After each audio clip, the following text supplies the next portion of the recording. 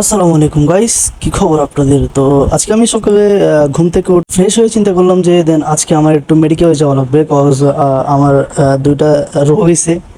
রোগ না, সমস্যা হয়েছে। সেটা হচ্ছে প্রথমত আমার চোখ ব্যথা করে অসম্ভব।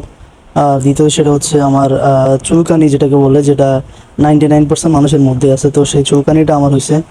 তো দেন আর কি বেরিয়ে গেলাম। তো বেরোয়ার পথে দেখছি যে আমার থেকে টাকা ভাঙতি নেই, আসো আসো যেতে চাইতেছে। তো অত বড় টাকা তো কোথাও ভাঙতি পাবো না, তো দেন ভাঙতি করে নিলাম। তাই তো ভাঙতি নেওয়ার পর চারিদিকে ছিলাম, আজকের পরিবেশটা একটু ভিজা সেচেতে টাইপের হলো, বাট চারিদিকে অনেক সুন্দর লাগতেছিল। কজ বৃষ্টি পরে আশেপাশে যা ধুলোবালি আছে সব একদম ধুয়ে নিয়ে গেছে।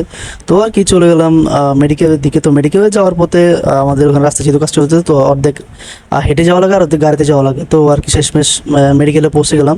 তো মেডিকেলে যাওয়ার পর দেন আমি গেলাম হচ্ছে টিকিট কাউন্টারে, কজ ওখানে বহির্বিভাগ থেকে যাওয়ার আগে ওখান থেকে টিকিট কাটা লাগে।